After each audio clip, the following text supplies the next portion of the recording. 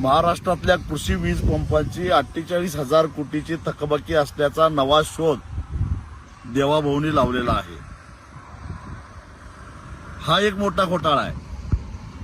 याचं कारण गेली अनेक वर्ष महाराष्ट्राचं ऊर्जा खातं आणि त्या ऊर्जा खात्याच्या अंतर्गत येणारे महापारेषण असेल, महाजनको असेल, महानिर्मिती असेल, त्या सगळ्या कंपन्या त्यांच्याच नेतृत्वाखाली काम करताना दिसत आहेत.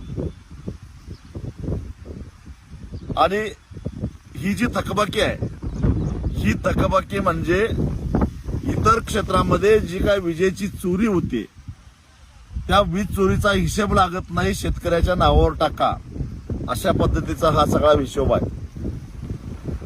कारण शेतकऱ्याला हॉर्स पॉवरवर म्हणजे अंदाजानं वीज दिली जाते.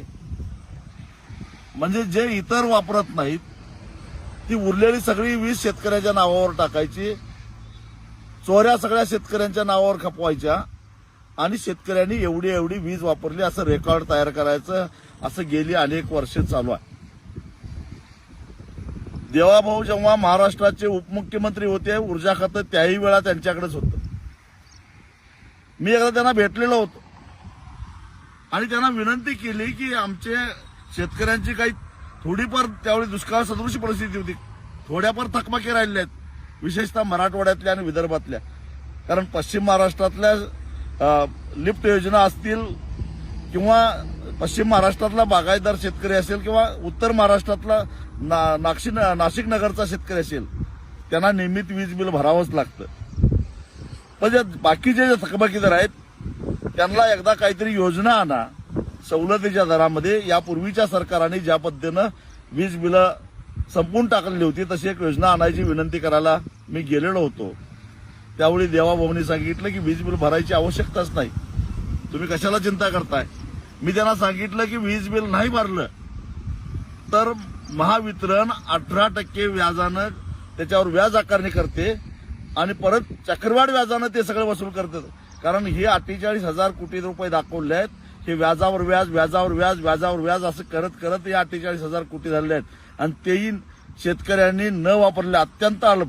तसं जर का इमानदारीनं हिशेब केला असता तर ही थकबाकी केवळ 7,000 ते 8,000 कोटी रुपये झाली असती. म्हणजे अन्य मार्गानं अन्य भागामध्ये झालेल्या चोऱ्यांचा 18% म्हणजे आज सावकार सुद्धा एवढा व्याज आकारणी करत नाही. या व्याजाची आकारणी करायचं आणि आता म्हणायचं की शेतकऱ्यांची आम्ही पाटी कोरी करावत आहोत. मुळामध्ये शेतकऱ्याच्या पाठीवर तुमच्या घाणेरड्या फळ कडून तुम्हीच लिहिलेलं आहे, तुम्हीच घाण केलेली आहे. आणि त्यामुळं शेतकऱ्याची पाटी स्वच्छ करून द्यायची जबाबदारी तुमची आहेच, पण नाव शेतकऱ्यावर घालू नका.